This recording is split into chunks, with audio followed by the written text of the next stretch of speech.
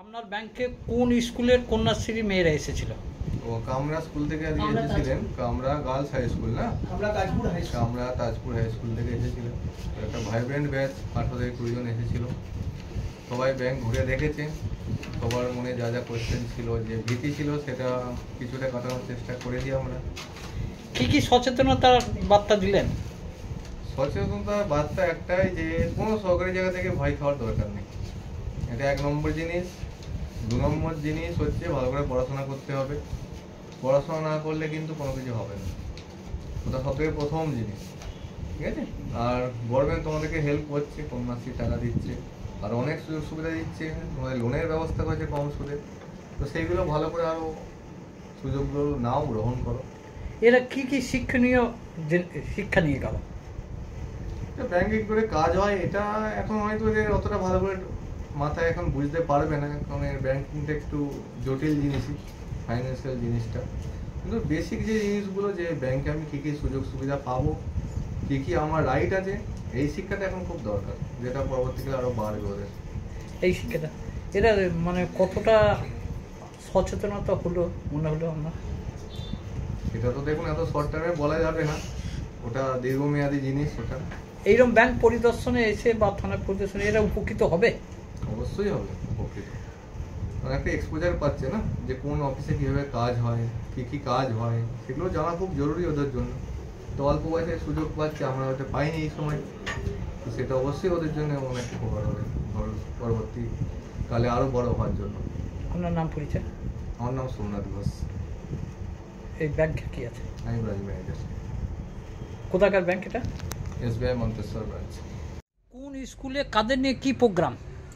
আজকে আমরা এসেছি আমাদের কামরা তাজপুর হাই স্কুল থেকে। মাননীয় মুখ্যমন্ত্রী আমাদের শ্রীমতী মমতা বন্দ্যোপাধ্যায়, উনি চাইছেন আমাদের রাজ্যের মেয়েদেরকে বিশ্বের দরবারে হাজির করতে, এবং সেই কারণে তাদের ওয়াকিবহাল করার জন্য এবং তাদেরকে ভীষণভাবে স্বাবলম্বী করার জন্য আমাদের যে লোকাল বিভিন্ন প্রশাসনিক জায়গা রয়েছে, যেমন থানা, বিডিও অফিস, ব্যাংক, সেইগুলোতে উনি নিয়ে যেতে চাইছেন এবং তাদেরকে ওয়াকিবহাল করার জন্য এবং সচেতন করার জন্য এবং তাদেরকে সামনের দিনে এগিয়ে দেওয়ার জন্য মাননীয় মুখ্যমন্ত্রী এই প্রয়াগকে আমরা সাধুবাদ জানাচ্ছি, এবং সেই কারণে ওনার মত অনুসারে আমরা এখানে নিয়ে এসেছি ওনাকে। কাদেরকে নিয়ে এসেছেন? আমার স্কুলের ছাত্রীদেরকে, কন্যাশ্রী ছাত্রীদেরকে।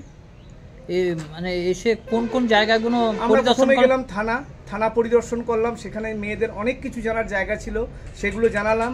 এবং কি জানলেন থানাতে জানালাম, যেমন আসামি যাদেরকে ধরা হয় বিভিন্ন অপরাধমূলক কাজকর্মের জন্য, তারা কোথায় থাকে, তাদের বাসস্থানটা কোথায়। তারপরে আমরা সিসিটিভি ক্যামেরা রয়েছে, যেটা আমাদের মনসার ব্লকের প্রত্যেকটি গ্রামে, প্রত্যন্ত গ্রামে রয়েছে, এবং সেখানে যদি কেউ অপরাধমূলক কোনো কাজকর্মে জড়িয়ে পড়ে, তাহলে সেই ক্যামেরার ছবি দেখে আমাদের পুলিশ প্রশাসন তাকে আইডেন্টিফাই করতে পারে, সেটাও তারা কিন্তু সম্মুখভাবে দেখতে পেল। নারী নির্যাতনের ক্ষেত্রে বিভিন্ন জায়গায় বিভিন্ন ধরনের ঘটনা আজ ঘটে চলেছে। একবিংশ শতাব্দীতে এসেও আমরা কিন্তু নারীদের প্রতি সেই সম্মান প্রদর্শন করতে পারছি না। সেই সম্মান প্রদর্শনের না কারণে আমাদের প্রশাসনিক পদ থেকে আমাদেরকে ভীষণভাবে সচেতন করা হচ্ছে, এবং তাদের সঙ্গে সহযোগিতার হাত বাড়িয়ে দিতে ওনারা আমাদেরকে অনুরোধ করছে। বাল্যবিবাহ সম্পর্কে কি জানালেন? বাল্যবিবাহ সম্পর্কে আমাদের বিডিও সাহেব বললেন যে 18 বছর বয়স না হলে তোমাদের কাছে যদি কোনো ধরনের কোনো উদাহরণ থাকে আমাদেরকে যেন অবশ্যই সচেতন করবেন। একই ক্ষেত্রে আমাদের থানার মেজবাবু সে একই কথা বললেন, যে যদি কোনো রকমে তোমরা তো করবেই না, যদি কেউ করে থাকে এমন উদাহরণ আমাদের কাছে যেন মেসেজটা তোমরা পৌঁছে দেবে, এবং তাদেরকে আমরা রদ করবো। সেভ লাইফ তো আমাদের মাথা, আমাদের মস্তিষ্ক, আমাদের হেড অফিস, ওকে সেভ করার জন্য ওনারা সচেতন করলেন যে তোমরা যেন একজনই যাও, দুজনেই যাও, বাবা যাও, মেয়েও যাও, সবাই কিন্তু সমানভাবে জীবনের কিন্তু প্রত্যেকের মূল্য আছে, তাই তোমরা কিন্তু মাথায় হেলমেট নিয়ে প্রত্যেক জায়গায় রাইড করবে। এবং কতজন মেয়ে? কোন স্কুল? কামরা তাজপুর হাই স্কুল। কোথায় এসেছো আজকে? আজকে মন্তেশ্বর ব্লক এবং মনসার থানা, মনসার SBI ব্যাংক। এসে এখানে কি জানতে পারলে?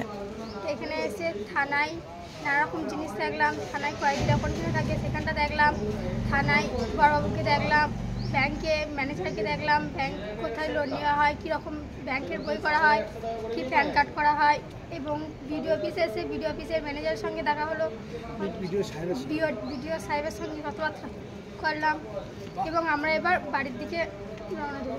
থানায় কি অপরাধীদের সম্পর্কে কি জানতে পারলে?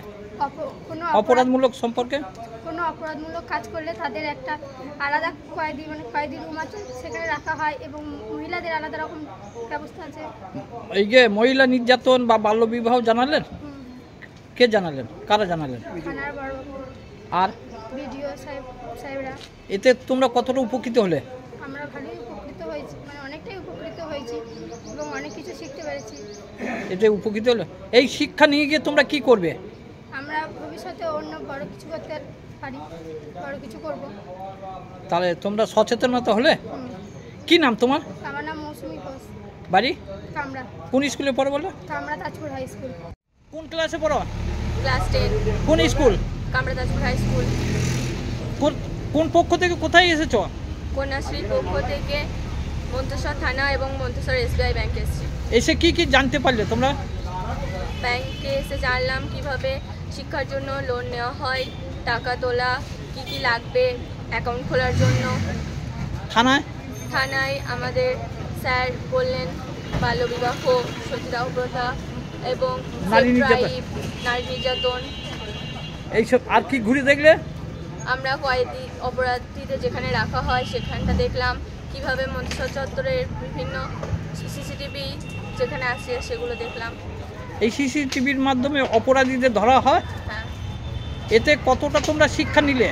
আমরা ভালো শিক্ষা নিলাম, উপকৃত হলে? অনেক উপকৃত হলাম।